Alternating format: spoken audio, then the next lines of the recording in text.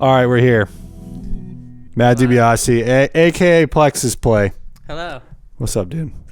Not much, man. So I've been watching you. You've been doing a lot of shit.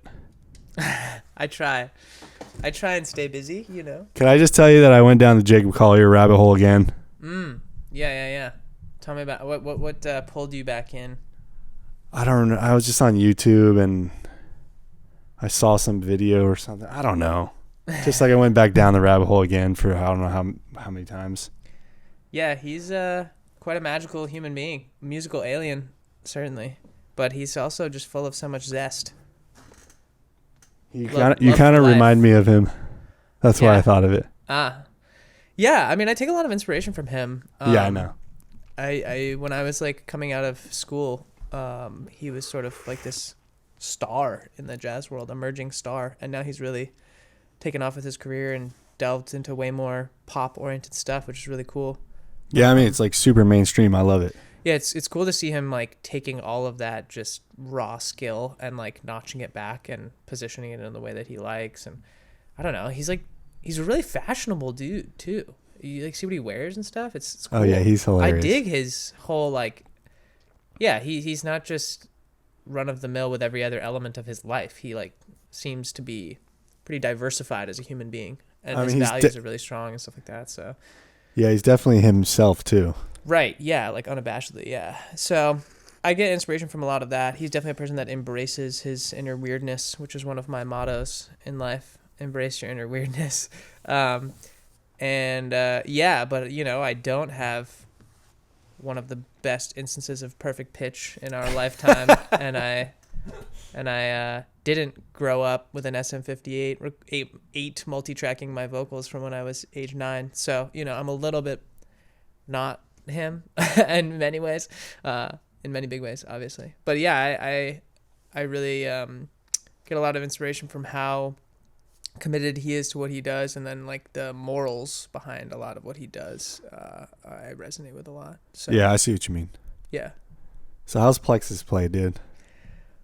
PlexusPlay is good. Wait, tell me the suit. You got the suit finally going? I did. Yeah. So tell everyone what the suit is, because I remember you were building it.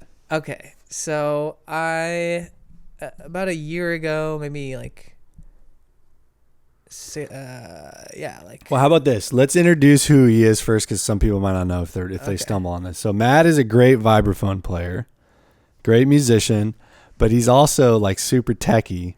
And what was your thing before music, or before you like committed to music full time? Yeah, I was doing a degree in neuroscience and music, which is hilarious, dude. That's so him. Yeah, it's full blown nerd geek in the best way, though. I mean, I think it's great. I was raised in a certain way, dude, with academia really being such a like important stressed thing in my childhood. So I was sort of bred to be constantly learning and exploring a lot of different things. And so when I went to school, I really wanted to do both of those things still at a high level. And then when I got out, I wanted to channel all of that. I mean, science is really just understanding systems in like a pretty big way. And so music and even entertainment and animation and all these other things that I've delved into, they rely on understanding systems and just spending time learning. So I sort of channeled all that into music and producing a show after I graduated. Yeah. Right. Okay, so now tell them about the show, and just I want to get to the suit because I think it's great. Okay, well, the show actually, yeah, you know, you're asking like what's new with PlexusPlay or how is PlexusPlay. It's good. I've been thinking a lot more about what experience I want to give people with the show, and like what do you mean, like just when they come, what it's like, the whole thing? Yeah, visuals, I mean, music. Yeah, visuals, music, but more like I have been reflecting a lot, and I'd be curious to ask you this question at some point too. But I've been reflecting a lot on my values and what I want to bring to people in the show, not just because when I first started playing PlexusPlay shows, I would do what I was taught to do in school, and I would play a lot of vibraphone. Okay. And one of my main missions with the show is to get people moving. Well, part of the reason I really love jazz music is because it was birthed out of being a dance art form. Right. You know, yeah, most people don't realize core that. essence, and that's why I was initially drawn to it. Just seeing what was happening in the 20s and 30s in these clubs in like New York City was fascinating. And nowadays it's just a dude with a knob and you turn it up and it's as impactful as a big band. And that's kind of like just a lot to comprehend, I think, in comparison to that era when there were so many more like just straight up pheromones in the air with a 20-person band like providing the ambiance, which you don't get as much nowadays. I mean, there's still big bands playing, but it's a much more harder thing operationally to run and manage. But anyways, all that said, like movement and dance with the show, movement and dance originally drew me to study a lot of jazz too, because I'm a person that needs a lot of like movement in my life. And yeah, I've just been thinking about the things that I value a lot in my lifestyle and how to bring those to the show. So, yeah, I've sort of like reflected a decent amount on like my top 5 values. So what are the top 5 values? Number 1 is communication. Okay. Which I believe like builds a lot of like trust and connection between humans in general. And like honesty is also very important with that. But communication is number 1, hence the plexus. Plexus is like a system of things that can talk to each other. The play is my second value, PlexusPlay. It's excitement or like play and humor and interaction. And it's a really important part of just your adolescence. Coming at it from a neuroscience perspective, like play from the ages of like 4 to 8 is critical for you to develop like social understanding. Yeah, I see what you're saying. So that is second value. And that can manifest in certain moments that are more like interactive between the audience and me, or even audience to audience member in the show. Yeah. And I it's another reason why I like put a lot of the lyrics for the songs in my show, having all the message and everything being really clear as the story is told with the music. The intro sequence of the show is like this whole monologue basically on like what the mission of us releasing sort of like inhibitions and just dancing together and having a good time, laughing, joking, experiencing some more intimate moments, all those kinds of things I want to happen in the show. But third is learning in terms of values, which is just like why I lock myself in my room most of the day and like learn new things and apply them to create this project, I guess. But the whole creativity, going to something I'm sure you experience, going into a creative mindset, knowing that the world's only probably going to see like 20% of what you actually create, like what you actually end up finalizing and releasing to the world. There's so much stuff on your computer that is unfinished, I bet, with the podcast, with your gigging, with your own music, and whatever it is.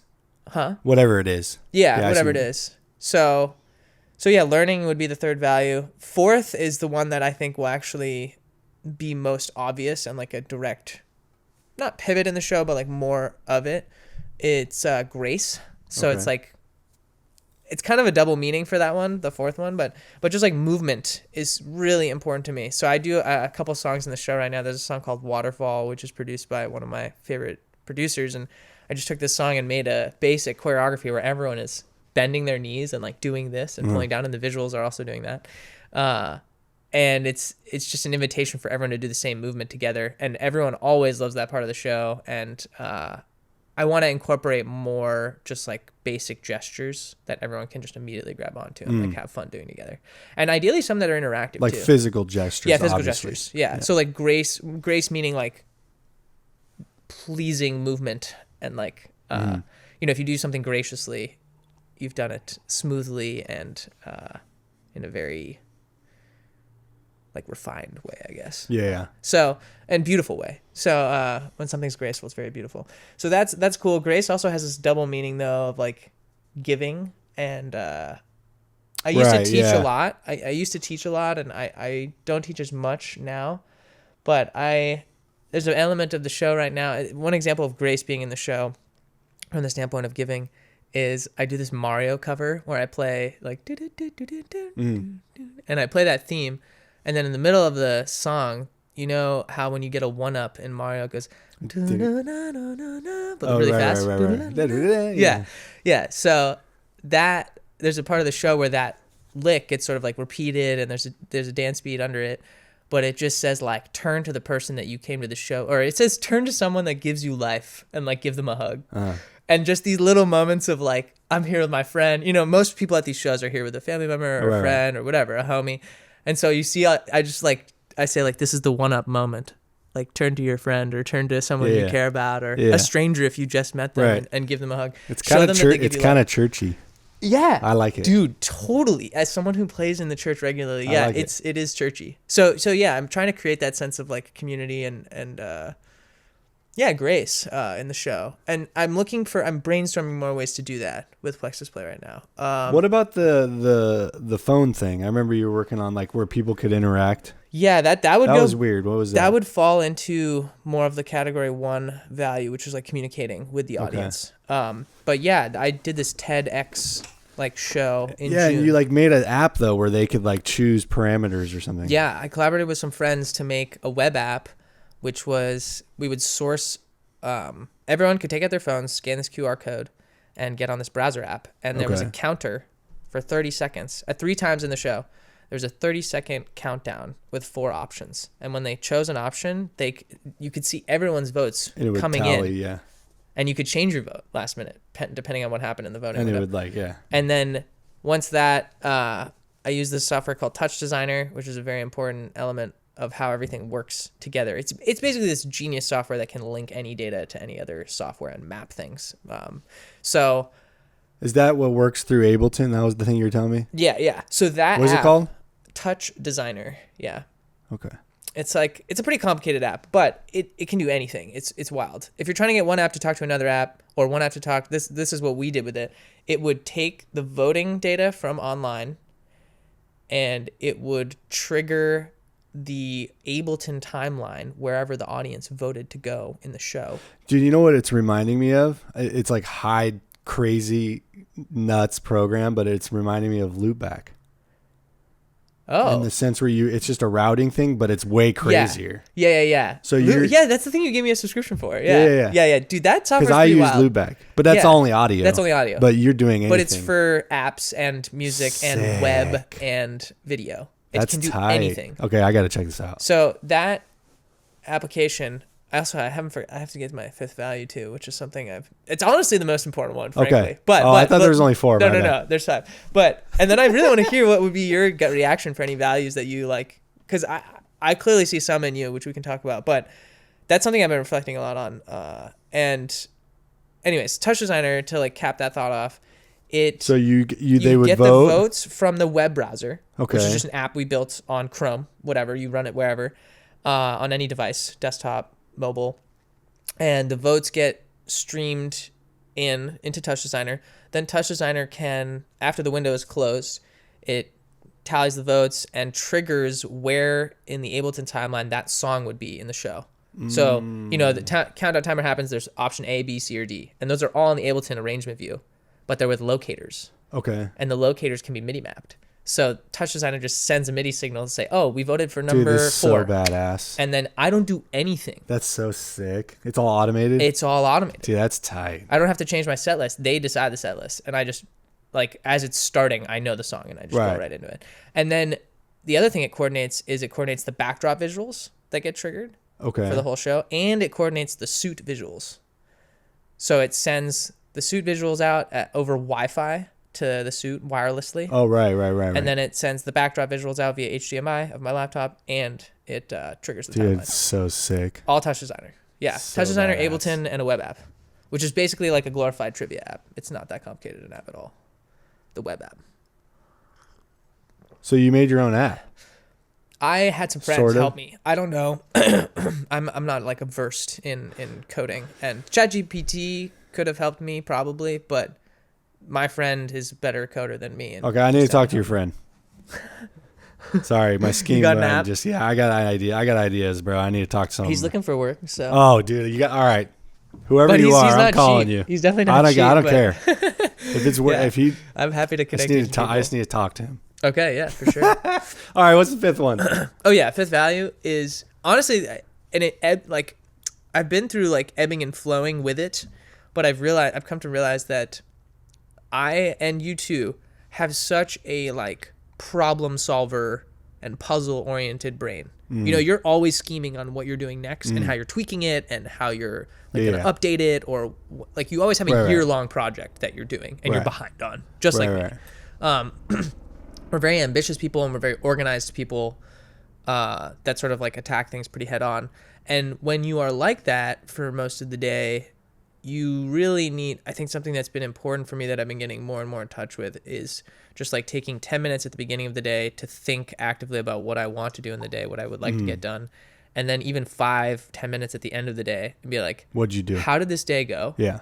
What did I do well? Yeah, I do that all the time. What did I not do well Yeah, today? that's good. And what am I just going to tweak? What little adjustment am I going to make tomorrow? Right. It's not going to be like a revolutionary thing that I'm going to do differently. Right. But the notion of reflection is probably the fifth value, and pause is the way my mom likes to put it. But just, yeah, even like straight up mindfulness, dude. I mean, it's like, that's a good word. It's sweeping the country right now in terms of like the population or the popularity of things like mindfulness and meditation and all those things. I think it's becoming, it's literally a weapon against our like addiction to smartphones. It's like the only valid weapon that I feel like is effective at bringing back a little bit more presence and like understanding that biologically the way we operate is not as fast as how these things operate. Oh, right. Yeah. And I think it's important to just reset that on a daily basis with how haywire people, like, especially in my mind, can go with all the things I want to do, all the things I want to get done.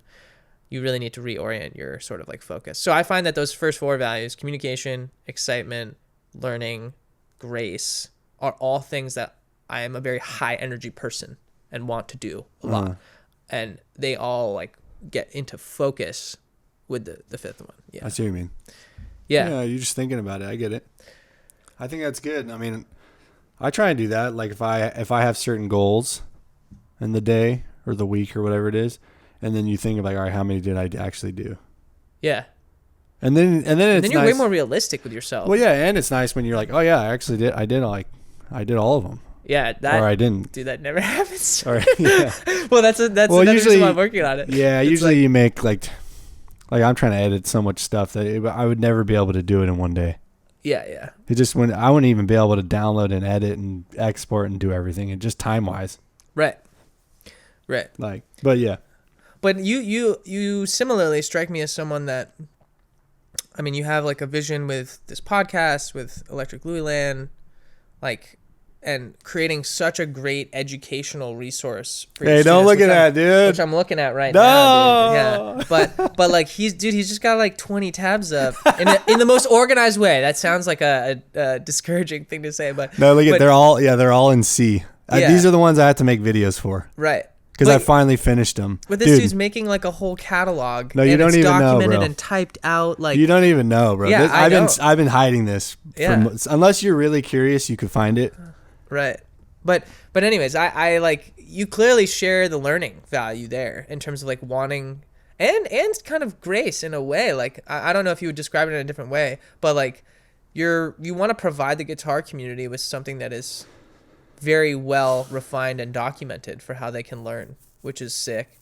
I remember you just being like, dude, I'm going to drop this on Reddit, and people are just gonna be like, what? Yeah, well, I've taken it one step further. I'm going to, but like those are all the, like I'm going to write, I wrote out all this scale. I'm going to write out every single scale and every key and every position with fingerings and all the arpeggios, because honestly, I'm tired of explaining it. Yeah. I've thought about doing like a little like documented course, dude, because I'm tired of teaching the same things. Yeah, and I just have it. Like, it's going to be done, and there'll be like a free version. I think most of it's just gonna. I think I'm just gonna just put it out. I don't know. I mean, you could see like this lecture, 73 people have seen it. Yeah. I don't even remember when I made this, so I don't know if that's good or not. But hey, dude, any view is a view. Yeah, I mean, shit, 73 people. I don't know. Some of my students, who knows? And you said that one's a little bit tricky to find. It's not like you're. Well, yeah. I mean, unless you have to have a URL link to even know. Right. Which would be impossible unless you. Anyways, but yeah, I don't know.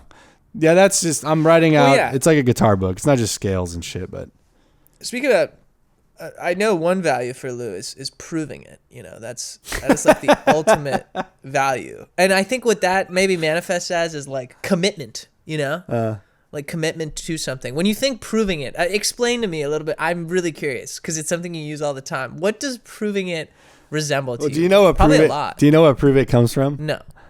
That's great. So prove it comes from, like, yeah, it is kind of what you're saying. I mean, obviously, but it originally is not me. I'm not the one who made that. my buddy Santo, who you'll never find because he's not online. He's just not into that at all. But he used to come when I first was like getting gigs playing jazz, trying to learn. Because that's the only way you really learn. Yeah. It's like you have to like go and sit down and play in the right setting and like, anyways. So like when I started doing that, it was at this spot, and Santo would always come, and he would just come by himself, and he would just kind of get faded in the back in the bar, like he'd just come and hang out. And whenever he would like something or he just was kind of feeling it, he would just yell, "Prove it!" That's great. And I just always thought it's funny, and then I just kind of kept saying it. And now he doesn't realize it, but it's your mantra, dude. He doesn't realize like how much it's in everywhere, because like there's people that will yell it, and it's just hilarious. Yeah, it's a started lingual thing. But what's funny too is that like, I don't know. It's a good phrase because it is good. It's like, prove it. If you want to learn a song, it's like, all right, prove it. Let's do it. Can you play it? Yeah. But I mean, you can apply it to anything. Dude, I mean, we're living in an era, maybe even a plague is arguable, of no commitment.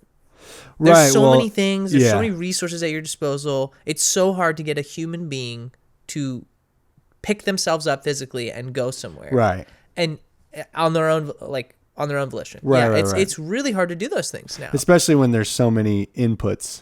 Yeah. Like everyone's just, come over here. Come on. Yeah. It's like, Yeah. Yeah, no, I get it. Yeah, so in that sense, it's yeah, prove it's. I mean, I don't know. I just think it's funny, but I guess value wise, it is kind of there. Yeah, I do hold those values in the sense of doing something that you want to do and just doing it. Yeah, committing your time to it, and also like I try and explain this to some people. Like, it's not like I'm going around preaching to people, but like some of my students, that if they ask me, I'm like, you have to like say you're gonna do it, and it's gonna be hard, and you're gonna not want to do it. And you're going to think you can't do it, but you just have to do it. Dude, showing up is, like the way I do this with Jesse. It's like, I always have surf analogies, even though I don't even surf anymore.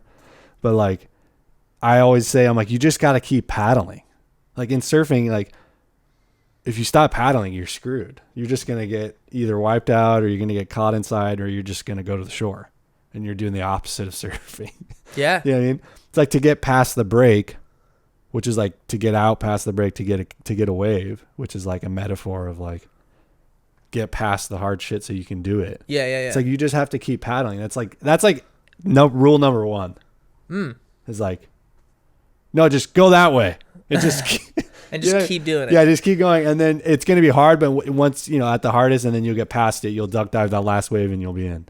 Yeah. And then it's the point where you know how to duck dive, and you're in shape, and you know how to navigate, and it's not even a thing. You tweak the workflow. Yeah, it's just easy. But yeah, proving it at its core, dude. I know. I think what's another good? I really like talking about with people nowadays. It's like what matters most. What's another one? Another good one is I stole this from this the jazz club in Mexico City. This guy Adrian has this club called Pizza Jazz Cafe. You'll see me wear the shirt sometimes, but on it says "Jazz Do It." Jazz Do It, which is the best. It's the best fucking slogan, dude. Wow. Jazz. I'm gonna write that down. Yeah, dude. That is good stuff right there. Jazz Do It. Jazz Do It. Yeah. And you know what? I'm gonna steal it, and I tweaked the phrase now. Jazz Prove It. Jazz Prove It. Jazz Prove It, dude. Just Jazz Prove It. It just steals from the best slogan ever, which is the Nike slogan. Yeah, just do it. Yeah, it's perfect. It's genius. Yeah, Jazz Do It. Jazz Do It is so good. Yeah, it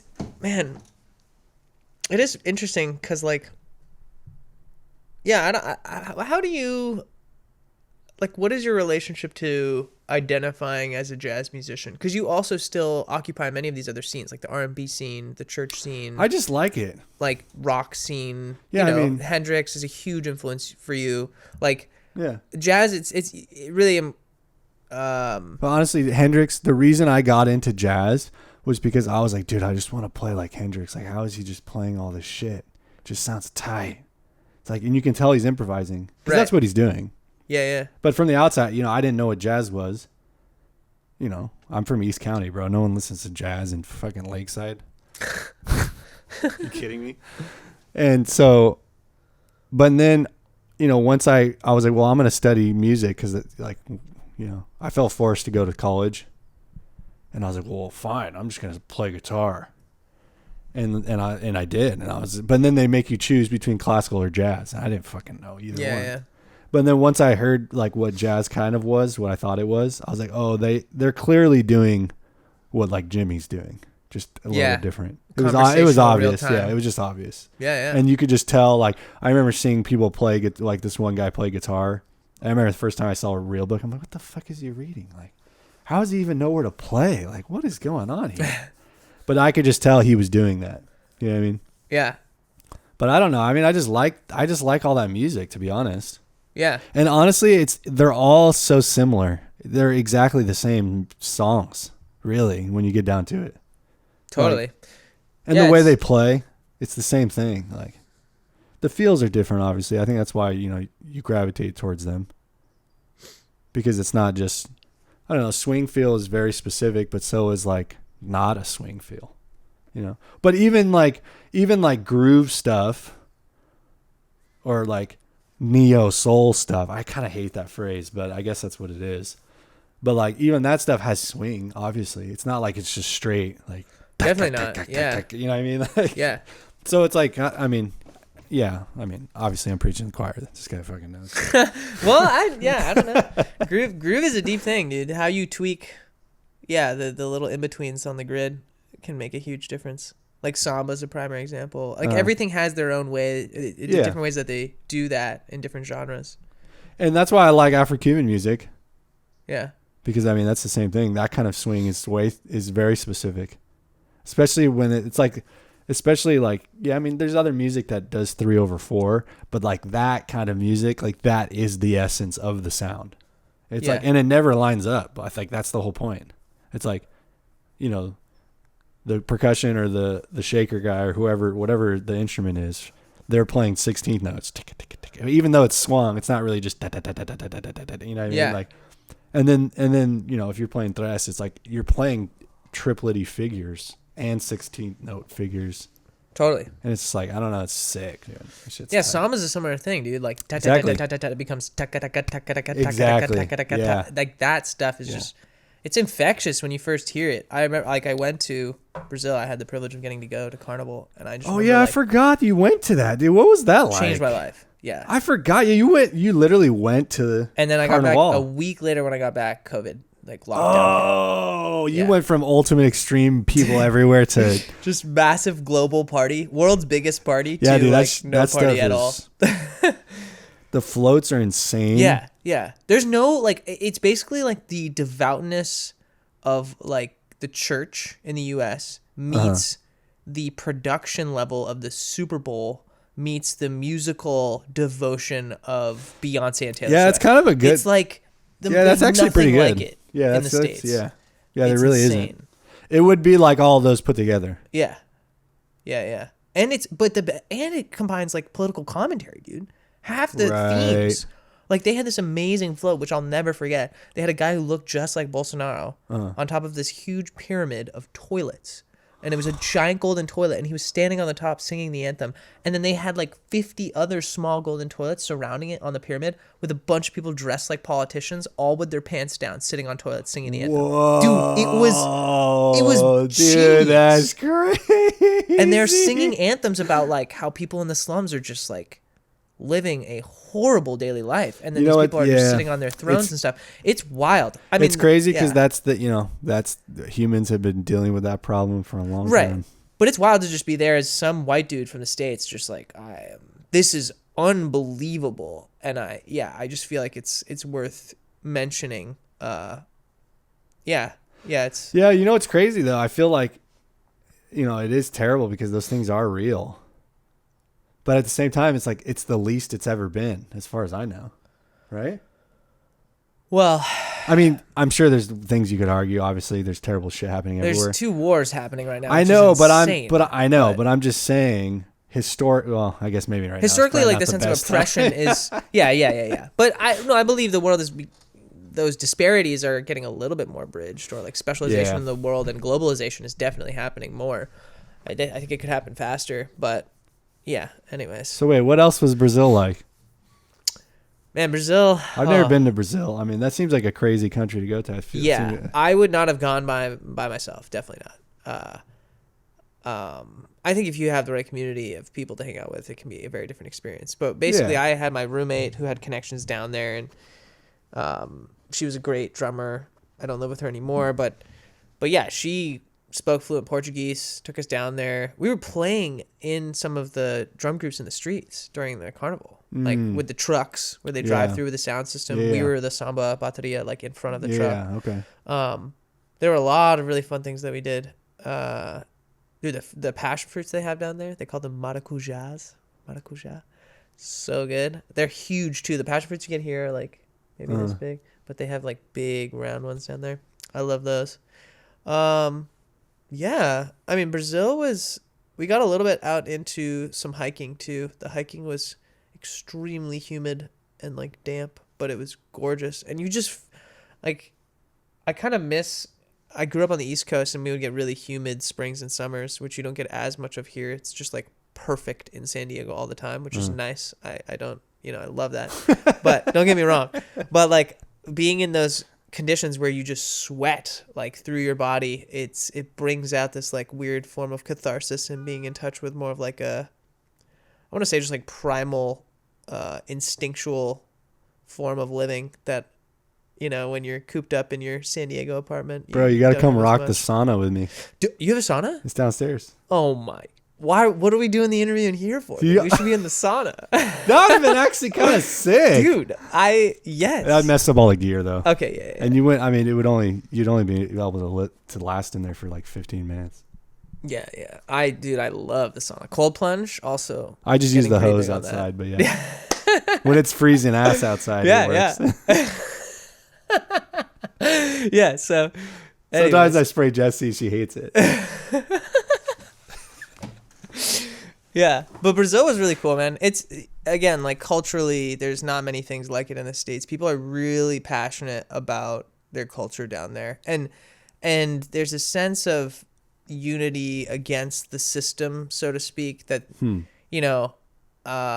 because shit's all corrupt there. It's more corrupt there than here. Not to say here doesn't have a degree of corruption too, but there's more corruption there, and there is a just fundamental love when you go to someone's home or you meet someone new. Like there's just a fundamental like, hi, you're a human, thing that like capitalism in the States just like doesn't set as a precedent to like be a human to everyone. I think in the same way, but then it's pretty dangerous. I mean, like, I had a pretty scary instance. Well, I don't want to scare anyone from going to Brazil. Well, no, I mean, but I was on a solo run and I had to like book it from a particular situation. Oh, no, you gotta tell me now. Dude, come on, I want to know. Well, I was just on this run, and this dude was like in some sort of construction zone.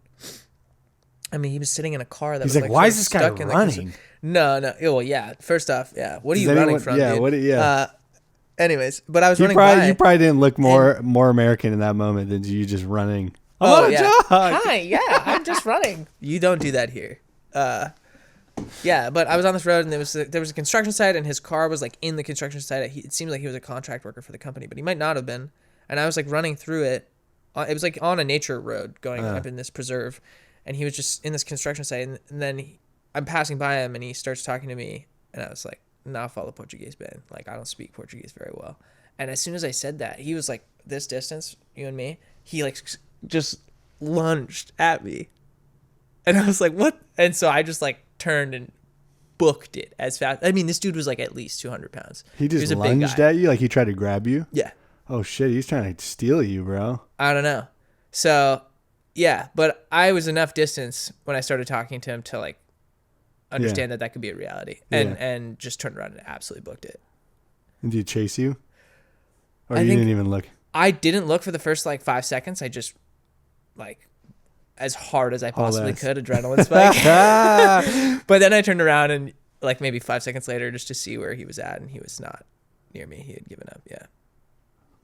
Anyways, so Brazil's not the safest place you can travel, but just don't go on a run by yourself is what I would probably advise in a remote area if you go. But yeah, the culture experience, unforgettable. The music, super inspiring. Also, here's another final thing I'll say about Brazil was you're in the stands and you're watching the main carnival, right? Down the Parade Avenue, the Avenidas, it's called, in the Sambodromo, which is also like the name of the sort of arena where they do all the samba groups. I remember that, yeah. And there's like there are rival groups here. You know, we're talking like Red Sox, Yankees, like there are rival samba groups that have history of being competitive with each other. Yeah. But you turn around and I saw the vast majority of people in the stands, they know every anthem from every group. And it's like a cultural celebration of all the neighborhoods. Right, it's not like people are hating on other groups.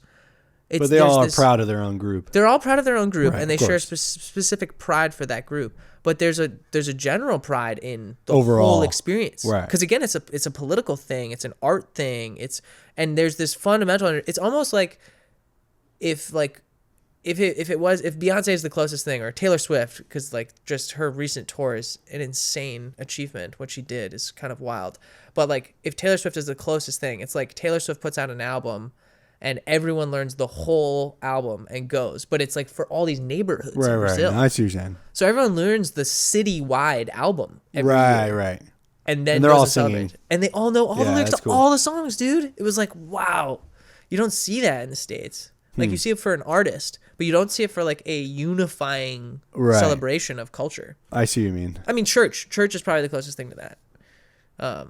That's like that well spread in the United States, but yeah, okay, I see what you mean. But it was wild, and during rehearsals, you just show up. We went to one of the rehearsals that my friend was playing in, like one of the more legit groups with, which I was not, and I just got to go to see a rehearsal. And the rehearsal was literally a community hang. Yeah, they're probably eating food, chilling. It was eating food. Everyone was drinking. There were babies on shoulders. Like people just got off work and came there. Yeah, and it wasn't like a musical. Like, oh, let's go back and run. Like, make sure this is really.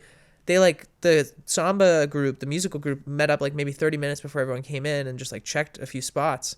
But then the rehearsal was just everyone belting the anthem as a community in the town. It was awesome. So, community center meets church meets Beyonce meets full theater. Yeah, I get what you're saying. Meets political commentary. Like nothing like it. Dude, that's crazy. That's kind of sick how they just they combined them all into one big thing. Yeah, that's pretty nuts. I mean. So that's Brazil in my nutshell. I was only there for 3 weeks, but it was transformative for sure. So what are you doing? Like, I feel like you just left. You've been doing some shows. Like, what have you been doing? What have I been doing? Yeah, I mean, I'm playing shows much less frequently now. Yeah, I never see you.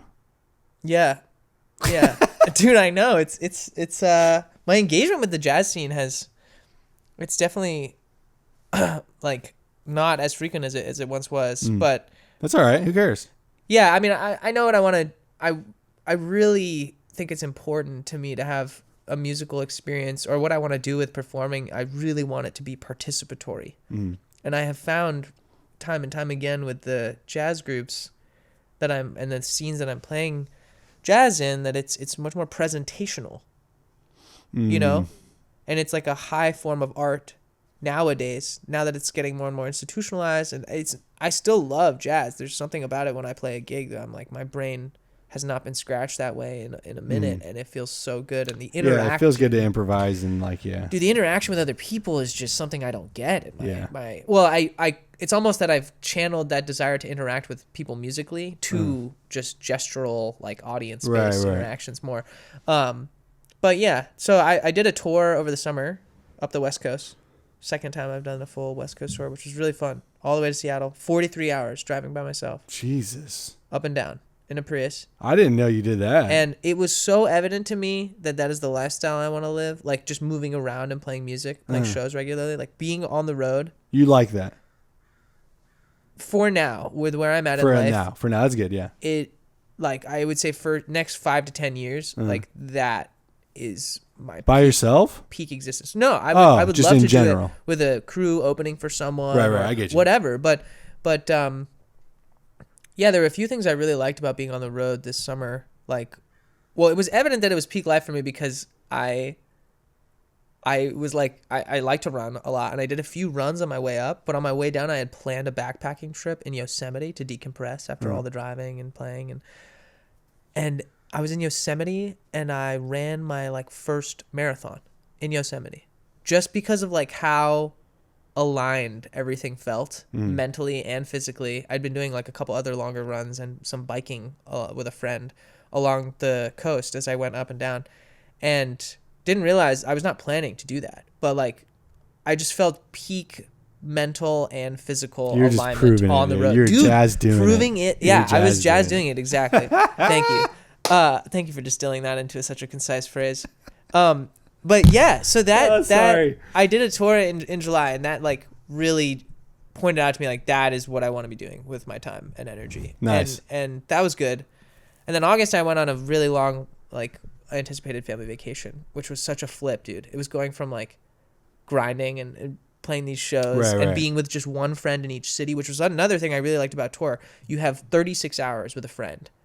There's no time for BS. There's no time for like there's just really intense, good conversation, thinking about like the right stuff in life. He's like super present. Yeah. And I love that element of touring. You're just proving it, dude. I'm trying, but I get back. So I go on this family vacation, right? And I'm like, what the heck am I doing? You know, like the tour was great, but like I don't have many more dates lined up right now. And I want to be just performing as much as possible. And I'm not to mention, performing is critical to my health. I understand that, but also this is something that really needs to change for me in terms of PlexusPlay and my work, but releasing music regularly on a cadence. On a cadence? Yeah, just meaning like once a month or once every 2 months, I'm releasing a new thing. And that workflow is getting a little more dialed right now. But I'm trying to take the booking thing to the next level and also refine how I want to release music regularly. Well, I feel like you have enough content in like your shows there to where you could book stuff. Yeah. It's getting to that point, and I'm solidifying. There's one other video I want to shoot with the suit. The first suit video is out, which is an original song. Yeah, I saw that one. That's the one on YouTube? Mm-hmm. Yeah, I saw that one. It's all high def. Yeah. So that song. I still understand how you have time to do all this shit, dude. Hey, man, I'm single. I'm living out here away from family. I got nothing better to do but to lock myself in my room and like learn stuff. I feel like I guess you're right, yeah. So yeah, there's because you're the one doing all the video and shit too, right? Well, I didn't film that video. I worked with the videographer, but I did all the editing and post. Yeah. Yeah, that's what I mean. Yeah, and it's something I want to ramp down, dude. You know, my proving it. I was talking to another friend who's more of like a entrepreneur. He's like, you need to be in CEO mode, dude. Your CEO mode is playing the vibraphone, being on I like stage, this guy already. speaking to people in the right way, and representing your artistry with your personality, which is like a good part of who you are and what you do, as well as just playing your instrument in the way that you do. 100%. You need to be doing that as often as possible. You do not need to be clicking and editing videos. Yeah, bro, like, can I meet this guy? Come on, dude. We need to make a team. Whoever you are, call me. Let's go. CEO mode, dude. CEO mode. Is the way, is the proving it to the ultimate. Dude, honestly, we need to make a little multimedia team. That's what we need. Yeah, and I think there's plenty of people out there in the video world just looking to do video editing for like pretty low cost rates and stuff like that. So, I need to find those people. Yeah, so there's got a lot of editing for you people, dude. Yeah, seriously. So I've been thinking about all that stuff, ramping that stuff down. But I think at the end of the day, when I look back at a lot of the time I've spent over the last 4 years, just having time to learn, which I'm very grateful for, having the resources to do so, I still think I look back and I'm like, I need to be releasing music regularly on like a 1 to 2 month thing. And because I've been going way more in the dance music realm, I gotta talk to you about this genre, dude, that I've been about the what? Like a subgenre. The EDM, like dance electronic dance music. I don't know shit about it, so tell me. School me. Well, no, I could tell you a little bit about it, but just because I've been going down that more road in that industry, people are releasing music like once a month, once every 2 months. Like, what do you mean? A song a month or an album a month? Single. Oh, okay. That's what I'm saying. Like, I'm transitioning from the notion of releasing records every 2 years to releasing singles consistently for at least the next like 3 to 4 years. I'm going to be like single, and not full album. Yeah, it's just something I want to change and see the other side of. Cool. Plus, it's just like how a lot of the platforms are working now, frankly. Releasing music regularly on platforms is... So you put it on streaming stuff? Yeah. Do you put it on YouTube? Yeah. Yeah, I feel like you should put it on YouTube for sure. What do you mean like, through a distributor? What does that mean? Well, there's like videos that don't have any... there's YouTube videos. When you distribute through CD Baby or DistroKid, they upload to YouTube Music, and you get a video with your album art that's just stationary. It's not a music video, but they automatically upload to YouTube. Oh, that's the ones I always see that say artist name, or it's like topic. Yes, topic. That's what that is. So yeah, that's distributors distributing the music to YouTube. Do you have to do that, or can you say no to that? You can say no to that, but why? Because you want all the traffic to be like on a. It's just like, video? What if I'm just saying, like, what if I don't know? There's some of those things that have a lot of people that's where they go and listen to that album, and it's not you, it's the distributor. It's not your channel. Oh, yeah. It drives traffic away from your channel. Yeah. You could probably request to take them down, but the reason they do it is because a lot of people just go to YouTube to find music for free. Right, but I would rather then you would monetize that. But I would rather them go to my channel. Yeah, I would rather go to your channel. If I search any song of mine, though, the music video that a music video is out for that I've released, that comes up before the topic thing. Because I do the same thing with like podcasts or shows on YouTube that I watch. Like when I'm editing, I'll have something on in the background, and I always go to my favorite channel. If it's PlexusPlay, then I just go play. I subscribe to it and I see it, and then I click, and then bing, bing, and that's it. Yeah. I really like YouTube. Yeah, YouTube, dude. I agree. YouTube is kind of the way. It's not like it's the best because they still, we don't have to get into it, but they still, if you piss them off, they'll cancel your channel. Oh, they'll give you strikes and like blah blah and like whatever. Okay, I'm not really. I mean, maybe. I mean, I don't know. I'm just not really a fan of censorship in any way, really, in a sense of like. I don't know. It's just like you basically have to toe their line. So in that sense, it's like, they're still YouTube. It's like same thing with any other platform, really. But for what we do, it's like, unless I'm saying some outlandish shit, you know what I mean? It's like, I don't really have to worry about it. Yeah. But like, I just like the idea. I think we're in the era where like professionals are actually getting on YouTube. Whereas before it was just like kind of YouTubers, which is fine. Yeah. Some of them are professionals. Those are the smart ones that were like, those are usually older people because like, I don't know. I'm not a professional really in the sense that like, well, I guess I am sort of, but you're absolutely a professional. Okay. Well, I'm just saying like, I feel like I'm still learning. So like but I feel like there's people out there that like, I don't know, this just for me, my sake, it's like, I do guitar shit and I like making videos and whatever. And I like making teaching videos.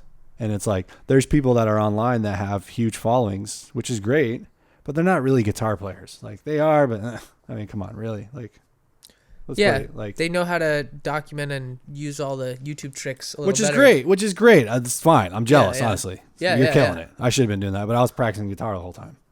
Like, you know what I mean? Yeah. And so now I feel like now I have time to actually like, I don't know. I feel like that's the next era of YouTube. Of the internet. Is what? Is professionals actually getting online. Yeah. Like, and I'm saying like business people, like, and this is what I'm trying to do for Gilbert. I told Gil, I was like, bro, I got all these, I'm trying to chop up all these videos for him because I'm going to give him, I'm basically just going to I'm going to make a YouTube channel for him. Oh, wow, okay. I'm like, dude, you need to have a YouTube channel. No, I can't find you. Like, Yeah, he's very traditionalist in that sense. And he's starting to do really, anyway, so I told him, and we have all those streams that we did. So I'm going back and I'm cutting all the songs up. Right. It takes me forever, but I started the process. There's like 30 videos, I think. Dang. But they're like 2 hours long. Yeah. So I got to go through and I just cut it up, title it, save it. Export. Yeah. Yeah. But anyways, my point is that like, honestly, I think there's going to be YouTube universities. It's going to be like this. I'm already a YouTube university, dude. That's how I've learned anything that I've done. But I'm saying they're going to do what Amazon did, which is Amazon took over all the storefronts. They didn't take over, but they wiped them out. Take over like educational channels. Some of them. They wiped them out, and now everyone orders from Amazon and then what happened? Well, now it's like, well, no, I want it now. Okay, well, you can go to Amazon store and pick it up. It's like, what the fuck? These guys just went from like same day delivery, dude. Or that too. Instant gratification. But that's what I'm saying. But in the sense that there's kind of like storefronts that you can go and get. You can go get it. Right. Or drop it off or get it. It's just kind of funny. It's kind of ironic because the whole thing was like, we just do it online and we send it to you. But like, no, I need it now. Like, we're going to make a storefront. But I think like, I don't know. There's some channels that are going to do in certain, it's not going to happen for everything. You're not going to learn how to be a doctor on YouTube. I mean, maybe certain lectures, but you're going to have to, apply your hands to the things in the right place. But my point is like, I could see a very successful auto parts store that's been in business for 30, 40, 50 years, and the son took over and he just started videotaping and creating a whole course online, and next thing you know, it took over, and then and he still has the business, but like maybe he like opened up, like he rented out another shop next door that closed, but he has the extra money, and now he has like a little school too, and now he's licensed, so now he's just churning out like licensed mechanics, but they kind of learn through YouTube, but people watch it too, and it's like, I don't know, I could see that happening. Or it could even be like that you don't have as much of a store where people physically come in to do stuff because your educational channel is so good that you just send people the stuff and they do it and they save or that money. Too. That's or a whole other way to do it. That's probably one facet, but I mean, I'm not going to want to do shit on my car. Like, you do it right here. Yeah. Like, I don't have time. I'm the same way. That's the one thing. Well, I have two policies with my car. I take it to the dealer so that if it ever gets messed up, I'm like, this is your car. Like, please fix it. And I'm willing to pay a little extra money to do that. And the second policy I have is in the grocery store. I get whatever I want. Okay, yeah. Because I normally eat very healthy. Yeah, and that's the worst is like when I have no hesitations buying something that I know is good for my body. In the grocery store. I hate that, actually. That's one thing I hate, where you're like, oh, I shouldn't buy that because it's expensive, but I kind of want it because it's better. And it's like, God, that's so stupid. In the grocery store, that's the one rule. That's a good rule. I like that. Yeah. Yeah, because I'm a very frugal person. By like I don't want to say raised with, but I just sort of like grew up in a pretty scarcity mindset of like limited resources, like save, aggregate. Yeah, I'm kind of like that too. Stability, but yeah, in the grocery store, all bets are off, dude. I like that. That's a good one. Yeah, especially because it's for your health too. Exactly. Ultimately, it's like, and you're really just investing in like cooking better food and knowing what's in your food, and well, it's like a form of healthcare too. Yeah, and I also just enjoy cooking for other people. So it makes me just hit up Lexi. I was just like, yo, just lunch tomorrow, eat food, come over, I'll cook. You know, like it's nice. So anyways. So you're going to play more shows. That's good. I already knew that. I'm trying to book more. But I'm going through here's another interesting analogy that I'd be curious to hear your take on. The same guy that talked to me about CEO mode. Yeah. I got to meet this guy. I like CEO mode. Is this CEO mode? This is the guy? Well, dude, he's a business owner. It makes sense. Yeah. But he also introduced this notion to me, which has been pretty big and on my mind in the last 2-3-ish months, which is he says that like we live our lives in phases of contraction and expansion. Expansion being like, oh my God, I just met these 3 people. They're so cool. And like, they're interested in what I'm doing. And I want to just help them out with their day. And I just got to connect. And I'm playing all these gigs this month. Just like, boom, you're out there doing your thing with what you've got. And that's expansion. Contraction is like, all right, I've said yes to 80 things this month. No, I agree. I can't be doing all these. What do I really want to do? How do I want to spend my time? And like, what from all of that expansion that was just happening, what are the things that you resonated with the most? And how can you distill those and refine those? So that's like something that's been pretty big. And I feel like the last 2 months for me, you know, I'm looking to book more shows, but right now I'm actually just looking to make like the perfect EPK, like the electronic press kit, like the resume that you send as a musician to inquiries for booking. I'm really looking to make that like super refined. And I have one final video that I want to shoot, which is a cover with the suit rather than an original song with the suit. And once I have those things, I will go pretty hard with the booking and original music. That's good. But that's sort of a rough plan. Are you like working on, well, first off, I wanted to get your take on expansion versus contraction. Yeah, I mean, I think you're right. Are you in an expansion or where are you on the spectrum right now? I feel like I'm in contraction mode. Okay. Yeah. Yeah. Because I feel like I'm the kind of person that like does too much shit, which is good. But at the same time, like I need to record shit. I want to do more YouTube shit. It's like you want to go more digital? Yeah. I mean, obviously, yeah. I just feel like there's more potential in that than me trying to fucking run around with my head cut off playing a bunch. Yeah. Which totally. It's not that that's bad. It's not that I'm going to stop doing that. I just would rather be really decisive with what you do. Yeah, I would just rather do shit that I want to do and not have to do it because like I just need to make some money. Dude, yeah, that's not bad. We all need to make money, and you should find. I feel like, and that's the other thing. I need to talk to who's a good finance person. Dude, because I got some questions, bro. I want to consult on my financial planning as a musician, dude. All my homies are like What? From back home, they're the East Coast. Yeah. They're all like lawyers, doctors, Well, yeah. venture capital. It's just like, it's a totally different. Those are different mindsets, but those are all the same people that are like, man, it's so cool. You just play vibraphone. Yeah, dude, I come home and they're like, man, dude, so how's tight. the music thing? Yeah, I'm like, dude, I'm they're stuck in eating their sweet potatoes all week, bro. Right. It's great.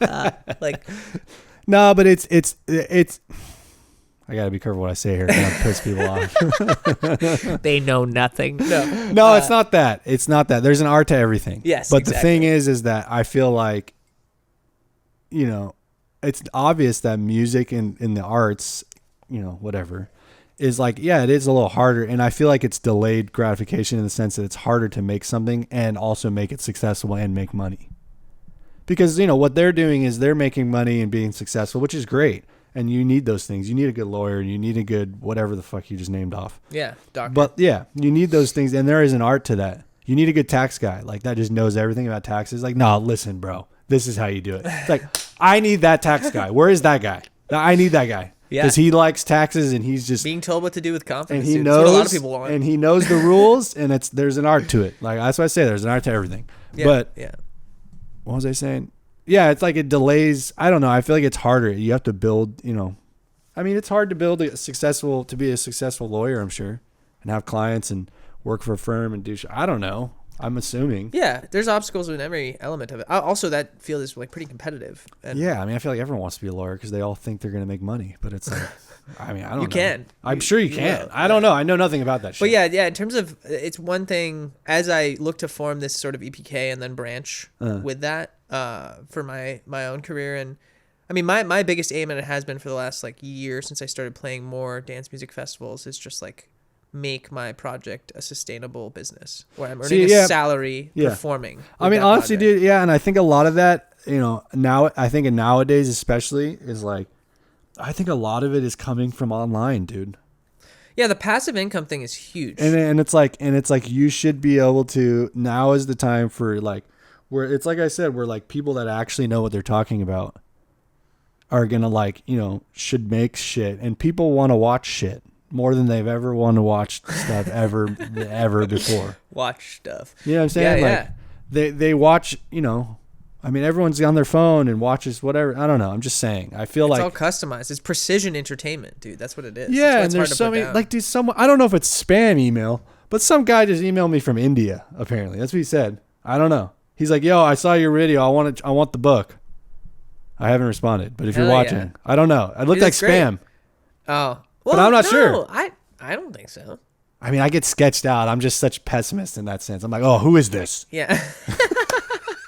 Even though even though the affirmation that it's getting out there and there's a word about it is good. And if it is, if he's, and you haven't even like in fucking really, India, bro. I mean, have you like, I haven't gone through a full marketing? No, bro, I haven't done anything. Yeah, so that's definitely something I'm thinking about too. Is just with resources that it's tough, man. We're not just like making $100K doing a salary job, and our money is pretty hard earned in that sense. Well, that's what I was going to say. How do you spend it? I definitely would probably overthink it more, but I'm looking to get a consult on that type of thing of like with savings and stuff. How? Honestly, bro, I feel like every financial person that I talk to, they don't tell me anything I don't know. In what way? To be honest, when I start asking hard questions, they don't have answers for me. Well, yeah, that's why. Okay, so I would really love, and once especially in the new era of finance. Sorry. Yeah, no. Yeah, that's all I was gonna say, the new era of finance. We're gonna have to unpack what that means. But I think you know what that means. I have absolutely no idea what that means. But yeah, it's just like, I think I'm looking to speak once I have the sort of ideal way to market myself, or what I think is the newest iteration of that, because it's constantly evolving. Yeah, I really like want to talk with people who are more music industry and almost get consultations on, look, I have this really weird thing and it's no one else does what I do. Right. It's this extremely weird thing that I've just locked myself in my room and figured out how to do. I mean, that's why you remind me of Jacob. Because that's why he became so famous, which is so interesting, because he's literally, it's the internet era. It's like he became famous online. Yeah. You know what I mean? Yeah, but I mean, and he's obviously undeniable. Obviously, that's why. But like, right. Yeah, I mean, but that doesn't mean that you're not undeniable. I mean, I'm just saying that like I feel I also like, have like slightly different objectives. Like Jacob's music it's great. I've seen his show. Oh, really? A couple times. I haven't gone yet. I've seen him live, and it's great. People are into it, but I can also detect that it's all music people in the audience, almost like 90%, 100%, maybe 75, whatever. I don't know if he's done the stats on it, right. but like that's why the show is so engaging for that audience. He clearly has his audience found. I'm looking for something a little bit broader, and I'm also looking for much more participation. Like I think a lot of people still look at him as this like, and they're just watching. Yeah, they're just watching the whole time, like in awe and like experiencing this thing that they've experienced on YouTube for years, and now they finally seeing like it. It's just like this awe-inspiring thing, right? And I love that. Yeah. And I think that is huge, and he's like the Mozart of our time that you can just totally watch live stream him making music. Bro, dude, he tells you how he does everything. Yeah. Exactly. It's so incredible. I love the transparency of him too. But yeah, I'm looking for something that's a little more movement oriented, cathartic, and like I know how I've been thinking about this too big time role model equation. Who are like your biggest influences for what you like to do? But also, most importantly, I was looking at that as like, I really like these things about these people, sure. And that's sort of how I've been living my life for maybe 5 years, 6 years. But I recently have realized like, you have to identify that role model equation and then also identify how you're different from your role models. 100%. Because that really is what makes you you. 100%. The unique combination. Even the unique combination of those things that you value in different people can make you. But what really underscores who you are is how you're different from those people. 100%. So people used to tell me, oh my God, Jacob Collier. Oh my God, Lewis Cole. Big inspiration for me, Lewis Cole. Oh, I can see that. The Nowhere people. I've gotten to open for Nowhere once or twice. And like they have been massively influential to what I do with all the projector shows and stuff. But yeah, like I've realized like Lewis is an amazing person. He's pretty shy. He's funny. He says the most ridiculous stuff. Yeah, his shit is But hilarious. he's generally a pretty shy dude. And I am not that way. Like I am fine, comfortable talking a little bit more to the audience maybe during the show and like just rolling in somewhere where you don't know anyone. And he's less like that. Yeah. But he's one of the best drummers alive in the world. Yeah, he's great. And musicians in general. Yeah, so, he's great.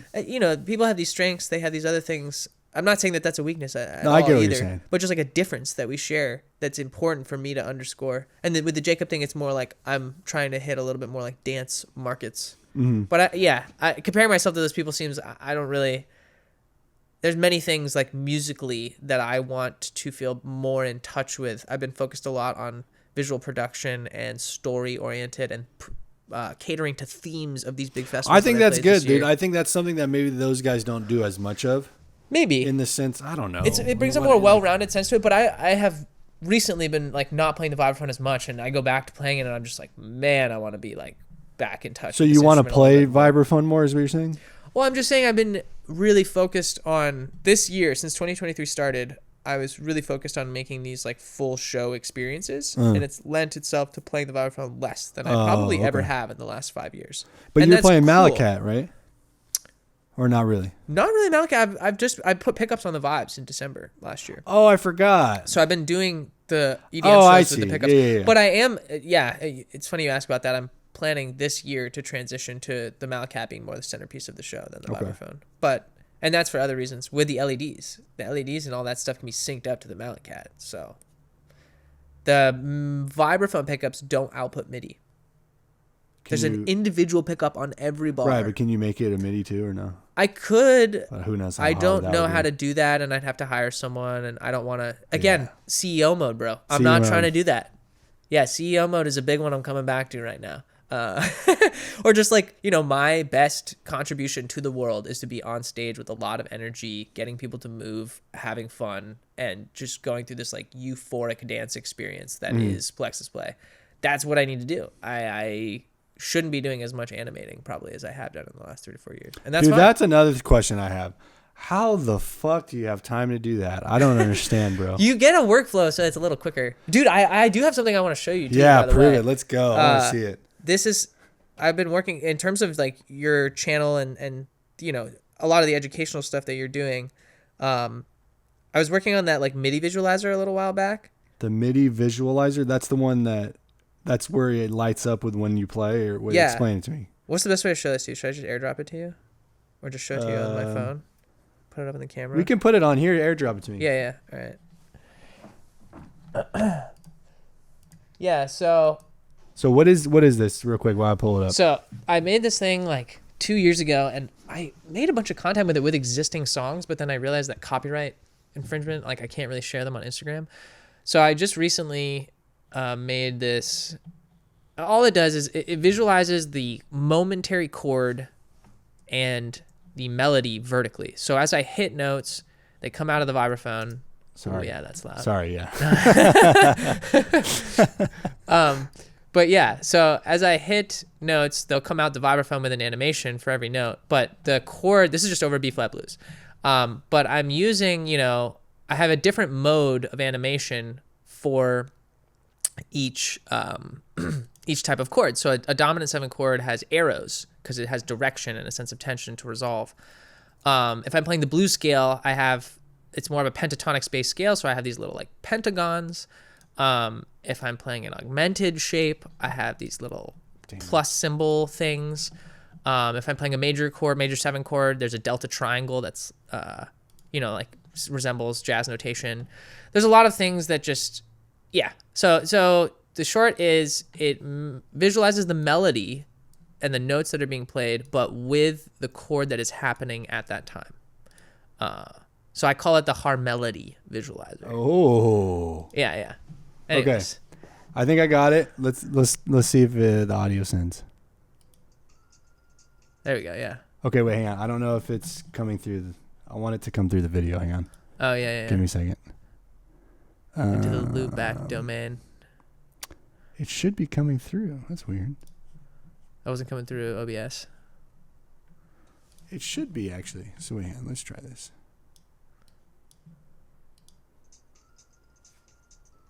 No, I feel like it's not. Hang on. Dang it. Huh. So let's see here. Do you need a new one for QuickTime? Or you have your... Yeah, you know what? I'll just make... It should be sending everything, but let's just do this. This will be the easiest way. Okay. This should work.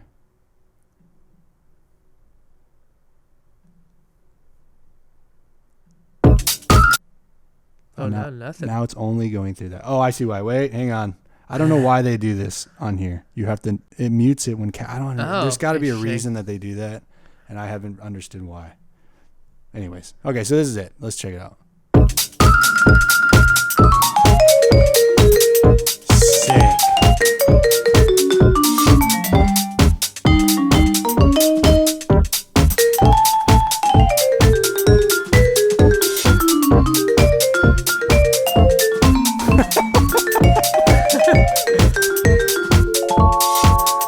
Yeah, so there's different animation styles for... So play it one more time, and I'll go back and just yell it out as you're playing it. So here we go. Pentatonics, blues scale, right? Dominant shape. Right. Augmented. Yeah. I love the visuals. Yeah. Pentatonic back to blues. Major 7. Diminished scale. Sick. Minor. Pentatonic. Add 4 shape. Augmented. Yeah, I love it. So... It's just like what my brain is thinking categorically. No, I love as those it, moments bro. are happening. So, okay, we're gonna have to do this for me now because now I want one. I love it. That's sick. Yeah. So yeah. Anyways. Oh wait, can we tell everyone? Oh, they don't know, dude. Matt is the one who made the ElectricLouieLand visual, dude. How have we not talked about this? The OG creator of the. That's right. The cube, dude. The cube. I just called this guy one day. I was like, dude, I have this idea. Everyone's been sharing this meme of mine for the last year now, and I must make it part of my streaming. And I'm like, yeah, that's I want to endorse this as well. Yeah. So Matt's the one who made this. Yeah. Look at that thing. It's great. The guitars. Wow, this is it's kind of intricate. Forgot Bro, about it's badass. Look at it. It's got the ElectricLouieLand vibe because I told you to listen to the album. The text. Yeah, I did listen to the album. I got the color scheme. It's got the GIF or whatever you call it. Yeah, the face GIF. Yeah. That's at the old house. Look at. Yeah. Dude, that is so good. Anyways, Matt's the one who made that. Bravo. Thank you. I do what I can. So I like that. I like the animation though. Yeah. That's something. The colors help. Yeah, exactly. Yeah, I think the it's like a little bit of a window into the mind of a jazz improviser in a way. Yeah, I mean it's great because I do that with my students, but I just yell them. I'm like, right, augmented, diminish, minor, But it's good because that is when you learn how to hear it, you hear them. You know, yeah, you totally. Yeah, and then you hear it in records, especially if you know the song. Right. It's like you know the song and you're like, oh, whoa, oh, he's playing like, oh, that's tight. Okay. All right, dude. Let me ask you. All right, because when I write some of these like guitar things like you see on here, like there's certain like I don't know. I have certain little sayings that I do that I just have, just how I hear music. So like, man, I got to well, you can see it because I don't need to refresh it. But there's some that I have that I feel like people think I'm crazy. For the cat, wait. Just the way that I hear things. Everyone, the only people who don't think I'm crazy are the church guys. They're like, yeah, bro, what are you talking about? Yeah, dude, of course. That's like the natural way it happens. Like in one of them, because I ask everyone at gigs. And it's not like it's not like they're wrong. It's just, I'm curious to see how people think of the same thing. They're obviously playing the right thing because we're playing and you hear it. It sounds great. You know what I mean? They know what they're doing. But when I ask them, I'm like, oh, hey, how do you think of this? You know? And like everyone has their own way of thinking of it. And then when I tell them mine, they're like, what the hell? But like one of them is like, well, it's not that I stopped. I just don't really hear minor 1 anymore. Like I only hear it as 6, 2, or 3. Interesting. There's no such thing as minor 1. I mean, obviously, yeah, there is, but there's not though for me really. Okay. For example, like if you're playing what is that? Black Orpheus. Yeah, yeah. If you're playing Black Orpheus, yeah, it's in minor. 1, 2, 5, 1. Yeah, first progression. Yeah. But it's from the 6th chord. It's 6 da 7 3 6. Yeah. But a 6 2 5 1. Yeah. 6 or up a half step. Yeah, but what about tunes that like you don't know what love is? That's from the 6. Oh, maybe it is. It's ba 6 minor 9 ba da and really this is what I'm saying. That's the perfect song because the bridge goes to major. It goes to major 1. It goes 2 5. But like when you do that's the perfect example of D flat C F, right? Really that sound, which people will say flat 6 5 minor 1. Yeah, it sounds like that for sure, but it's 4 dominant 3 dominant 6, and then you go to 4 dominant again with a G, and then you do 7 3 6, and then you do that classic walk down. I don't know. I just hear everything from most of it is relative minor. What about something like footprints? So footprint, tune, minor. Right? So and this also leads me to ask you. And so what too? Well, no, I was going to say, how do you teach the minor scale to students? So this is what I'm saying. Yeah. So that everyone teaches in my opinion, everyone teaches minor scale wrong. Ooh. Because it's not how you actually hear it. If you didn't say anything and you taught someone, they wouldn't hear it like you explain it. In my opinion. Okay. Because that's what the church guys do. It's not like they're like, hey, play melodic minor. It's like, but no, that's not at all what they're saying. What they're saying is like here, look at, here's the 6. And like, I think the way you should teach minor is you should teach it from the 6th chord. Because that's where melodic minor and harmonic minor come from. And really it's from secondary dominants. It's one of the first secondary dominants you learn is 3 dominant. Because you go 7 3 6. That's what minor 2 5 is. Because anytime you watch, the way I know is ask someone at a gig, ask them, hey, why do you play half diminished on a minor 2 5? And most of the time they're just gonna say, I don't know, just because you do. And it's like, no, it's because it's the 7, and 7 is diatonically half diminished. Yeah. And then when you do 7 3, which sounds like 2 5 1 root movement, and you just make, if you're in C minor, right? If you say, and that's the thing is when you call a minor tune, hey, let's play Summertime in C. Immediately the first question someone's gonna ask is what, C minor or C major? It's like, right. I mean, bro, you're literally asking me 6 or 1. Yeah, it's true. But in terms of teaching the minor scale, one thing that what students question, like, they ask regularly. I explain the notion of why that E is dominant to people. Oh, so if we're in A minor? Yeah, if we're in A minor, doing a 2 5 1. Like, you have that G sharp, and I explained the flat reason. 6. Yeah, sorry, flat 6. But That's important. The note. G sharp is like the 7th scale degree. Right. Of the 6. Of the 6. Yeah, that's right. It's what creates the major 7. Right. Exactly.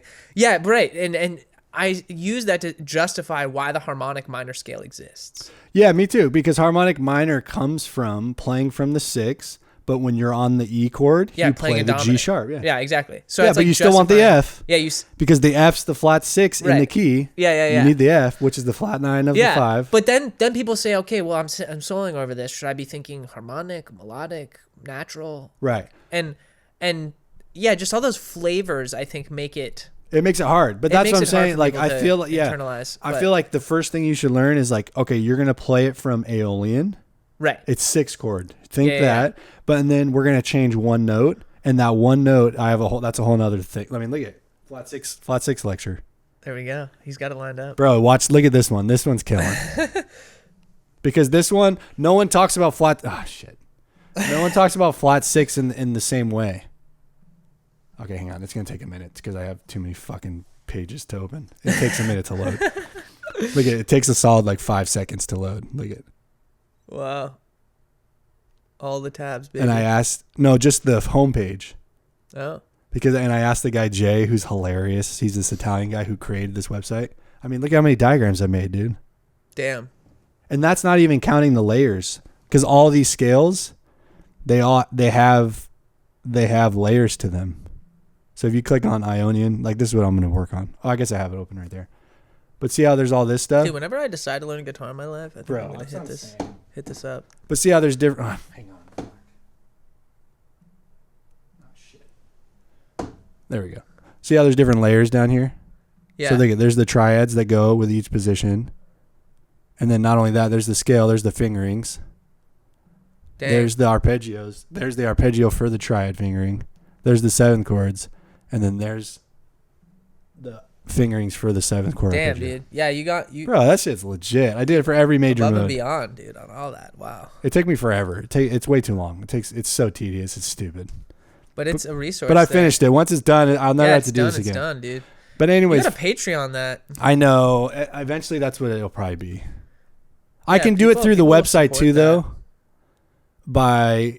Dude, the flat 6 clip art image. I love that. Dude, look at this thumbnail. Dude, that is amazing. Wow. Anyways, we're looking at the book. You guys, you can't see it. Anyways, I wrote out all the instances of flat 6. Bro, did you know that there's this many chords that make flats? If you use flat 6 from any diatonic root note, 1 through 7, these are all the ones it makes. And I actually added 2 last night. I need to add. Wait, what? Yeah, bro. Say that one more time. All right. So whenever you use the note flat 6, which is in the which is major 7 of harmonic minor, it's what creates dominant 3. It's what creates the 2-5 minor 2-5 movement to the 6. Right. It's literally all the money notes. So think about it. If you think about what makes minor 4, flat 6, yeah. What makes dominant 7 sharp 11 from flat 7? Like if you're in C and you play, right. Yeah, flat 6. Yeah, I mean literally it's all of them. Look at it. Wait, so these are all the key players that result from flat 6. And I have them listed with songs, bro. Wait, go back to the top. I have them listed with songs. Hold on. Go back to the top. I gotta add some. Wait, let me add some. Because we added 2 more last night at my gig. At your gig? Wow. Yeah, I actually need to write it down. I forgot. So Brian found one. And it's basically it's 7. Okay, here we go. It's 7 or no, it's 7 dominant. Wait.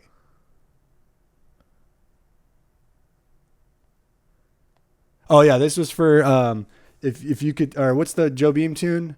Where it starts on C and then if you never come to me or could come to me or something. What is it called?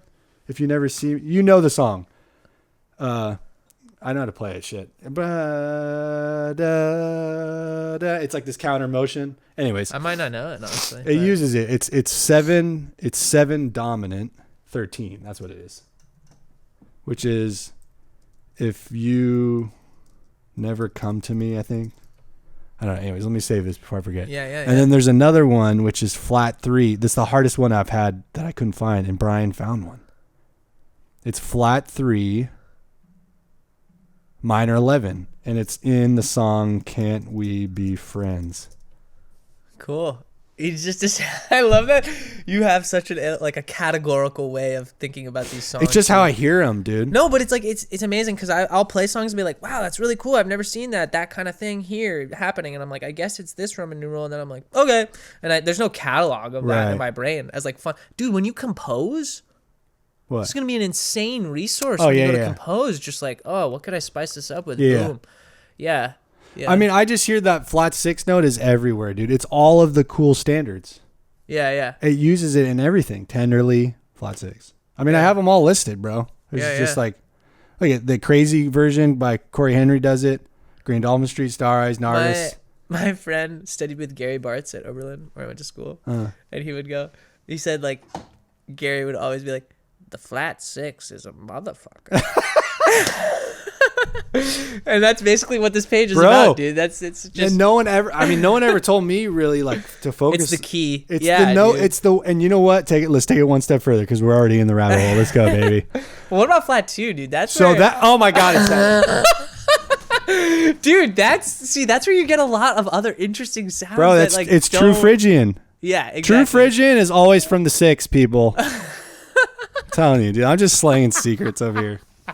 True Phrygian is always from the 6. It is. Think about it. Jazz, do it, dude. Jazz, do it. Anyways, yeah, dude. I've been playing a lot more of these like festival. Yeah, I saw some of those. And a lot of the music that people DJ is like just much darker. But I think when they go to these festivals, honestly, a lot of people have experienced a lot of like trauma in their life and are looking for these like almost cathartic, that's what dubstep's about, dude. It's like trauma purging music almost, to me, I think, for a lot of people. But anyways, I don't know, man. You got to school me on that. I'm not really hip to it. I don't know.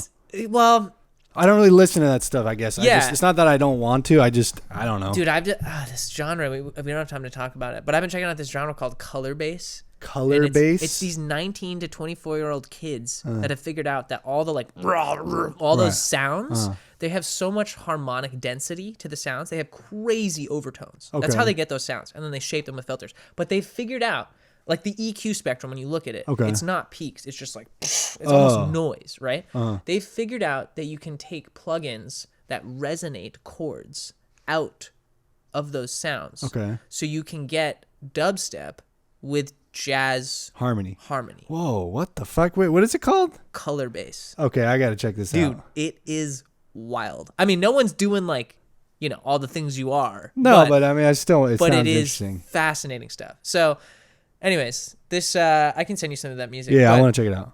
But yeah, we were talking about just the flat 2. Like, I'm going to these festivals and I'm realizing that Phrygian and some of these like darker modes are things that like I just don't by default explore with my music. And I've also been playing. It resonates with us though. It does. Dude, the church guys do it all the time. And I've been playing with a DJ too a little bit in the last year who plays a lot of like Middle Eastern music, which has more of these foreign, foreign's not the word that I'm looking for, but just less. They're foreign to my ears. Right. They're not Western. Yeah, non-Western. Yeah. Like sounds, and it's been like just revolutionizing the way I want to like write melodies and explore the darkness a little bit more in my music. I explore so much bright harmony, right. And everyone's like, cool, your song, it's like Mario Kart video game music, right? And I'm like, yeah, but I'm actually trying to have like way more acoustic impact, right? And like, yeah, explore the full spectrum of dark and light. I mean, you know what I realized, dude, is like a lot of those sounds I've noticed is that they always happen over when it's always parallel movements. This is how I hear it. And it's always like, I just learned this one crazy song. It was by some Manuel Wilkins or something. Is that a sax player? Yeah. Anyways, it's like... Dude, he's amazing. Okay, yeah. And Matheny's on it. It's badass. Cool. And it's a very simple theme. The whole theme is literally, it's in minor, but it's both. It's major and minor, but it's parallel. It's A major and A minor. And it just sits on the gray zone between them. And that's the whole theme of it. And that's really what the blues is. Really, that's how I've been. A major and A minor. Yeah. Because think about it. When you play over B flat blues, You play B flat major and then you play B flat minor. That's the biggest thing I've been really into. So in getting more into this like bass music and EDM music, it's all the sounds are designed in such a way that the bass note, when you have a drop or something, sounds only good on that bass note in the synthesizer. Right, if you change it to other notes, it's not gonna the hit. resonance of the filters, it it doesn't hit. work as well. So I've been like, okay, I'm sort of forced to think about this like with modal mixture, basically, is how I so keep that's it one of my interesting for students myself. called that. I like that, actually. Yeah, like it's that term. That's of, like, another word for it. I thinking like that. parallel major, parallel minor, or whatever on the same root. Same root. But that's the way that I've come to like try and it's a technique that I've needed to explore out of necessity, just given that a lot of the dance music stuff that I'm into is harmonically bass notes, so static. Right. And a lot of it is also just doesn't have chords over it. It's just a bass note. And so I'm like remixing things or editing things. I'm like, cool, I can just make this interesting by changing the mode. Right. Because honestly, dude, I've noticed like when we're playing, like I learned this really from my church gig and I see it everywhere in jazz tunes. But like if you're just playing, think about organ, right? And you just were in whatever key and they always drone the root.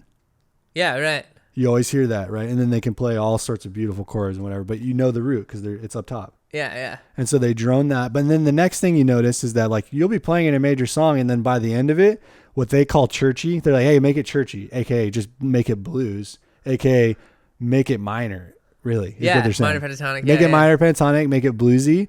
But by doing so, you're not changing the key. It's still in C. Right. But they go from it being C major, which is 1 chord, then they go to it being C minor, which is 6 chord, and they'll yell out E flat, but they're still playing C. But you realize like, oh, they're thinking C minor. We're not in C major anymore, but it still sounds like the 1. Right. Like, which is interesting because when you do that and you're in C minor now, and then the minute you play D flat major 7 sharp 11, that shit sounds so good. And it's like, you're going to play the flat, that's flat 2, but it's like major. And then you hear them play like these Phrygian-esque runs. And it just makes, if you even decide to go back to, which church often does with these like epiphany moments, if you go back to C major, right? Lydian, if you do it right, the gates are just off. Game it's over. Insane. Honestly, bro, there's got to be more to music and sound than it just sounds good. Yeah. Well, dude, that's okay. This is another thing that jazz school, and I was at this conference recently. Also, I'm like, I gotta go because it's. What time is it? It's noon. But shit. But one other final thought to leave with you with is like, because I've been doing much more production stuff, I also like, and Victor Wooten. I was at this conference recently, and Victor Wooten like spoke at it. Yeah, he's so good. He's so eloquent. He's very eloquent, and he was just talking about how like what you get taught in school is like notes and rhythm, and you don't really get taught about, and this is what production has highlighted for me. A lot of the best music, or a lot of the music that people are listening to now and is very popular, it's almost that timbre is more of a focal point in the composition and what is released than the notes that are played and the rhythms that are played. Or just composing with timbre is something that arranging is the closest thing you have in the current jazz school. You have orchestration like options. Gil Evans has a certain color to his arranging. Right. But like you don't, I think it's not stressed enough how you can explore timbre when you're playing instrumental music. So like if you go and listen to a Hiatus Coyote show, they have a certain sound, you're saying? It's like a certain vibe. What do you mean? Like exactly? I mean like when you're there's two ways to discuss it, I guess, but like I'm doing stuff with timbre that is just so, my vibraphone can't even come close to making any sound like that. Right. And that has opened up a whole lot of windows for me of like what I could do and what I could do with the mallet cat to trigger things like that. But yeah, like, I think if you speak about it from the jazz school perspective, or like if you're a person who's just started your journey in jazz, like something that Kendrick Scott, who's a great drummer and really good educator, also says is you need to do imaginative practice. You need to make part of your practice routine imaginative, creative, where you're using a different thing to distinguish your sound that's not just the notes and the rhythms you're playing the notes. You need to explore like harmonics if you're on guitar, or maybe using a slide or something for a song on guitar, or I don't know, like there's probably many like pedals or something with guitar. Those are all things. Well, and even just your computer now. Right, Nowadays, but for me, it's it's the my computer because my vibraphone is limited. Honestly, I've always kind of found it weird how, like, because I've been teaching this recording class at Mesa, and most of the students are not musicians, which is fine. And they're curious about making, using Pro Tools really is what it is. But I've always found it interesting how, like, I remember going to school and, like, they don't teach you anything about DAWs at all. Yeah. Yeah, my friend is in a program right now for a composition at SCSU, and, like, not throwing any shade on SCSU. I think it's just general institutionalization of, like, teaching music production. But they're, like, learning a lot of Pro Tools industry standard stuff when, like, they really need to be learning the DAWs that most people are using to create regularly, which is Ableton and Logic. And Logic. Yeah, I feel like, honestly, like, I have a part in the semester where I'm just going to talk. I'm like, guys, I'm just going to bring in Logic sessions and Ableton sessions.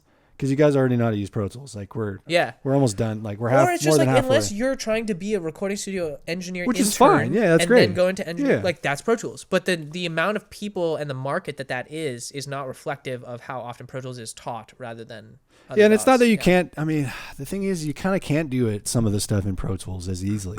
Well, you can't do any of the, like, It's tech the stuff shit you're that doing. I do. Yeah, you need you Ableton. can't. You have to do Ableton. Yeah, that's a good example, actually. Yeah. I don't know, man. I always thought it was weird. It's like I didn't learn all that shit until I learned it on my own. Yeah, and I don't even know that much, really. Like, yeah, you have to. I learned it out of necessity, dude. I was just Yeah. like, I want to get these sounds out, and I play an instrument that doesn't sound like that. right. So that's how I had to do it. But yeah, Well, dude, you're killing it. Plexus Dude. play. He's over here. Plexus proving it. dude, Jazz, do it, man. Jazz, I can't do wait it. to run with Adrian, that one. I don't know if you're ever gonna watch this from Pizza Jazz, but that's the sickest slogan ever. Thank you for that, Jazz, Adrian. do it. I'm gonna steal that. I've already stolen it. Sorry, but I'll give full credit. Yeah. Well, yeah, dude. Thanks for having me again. Thanks for everything that you do. All right, with tell them where to find you. PlexusPlay.com. Okay. Best spot. And that's got all your other. It's got links to the TEDx show, the suit, all the stuff. Watch the YouTube one. If you see this before November 11th, we're throwing a big event. Indulge 2 is happening on the 11th of November. I'll post this before then. Yeah. So yeah, that's that night. So what is that? Where is that? It's at the Unknown, which is a venue like just on the southwest corner of Balboa Park. Okay, It's a so warehouse if spot. you're in San Diego and you want to go, Yeah, we got food. We got like live DJs. oh, I saw there's some like crazy yoga. guy playing. What was that thing you posted? The guy was like, he was playing something, but he was like very theatrical too. Yeah, or this is a funk band from Philly. If Maybe that's what what it you're thinking about. was. I don't know. There's a touring funk band from Philly that's like one of my favorite bands I've seen. Do you gotta tell Clifford? We gotta tell Clifford, the sax player, he's from Philly. Oh, okay, cool, yeah. So yeah, dude, there's a lot of people involved. There's a whole circus act with like disco music being DJ'd with these circus acts. Maybe that's what I saw. Or Strawberry Disco remember. Circus, Yeah. dude, it's Okay. amazing. Anyways, All right. it's gonna be a fun night. When is that? 11/11. Grant your wish. Indulge 2. Okay. All right, Yeah. dude. Yeah. Keep on crushing, dude. Keep on proving it.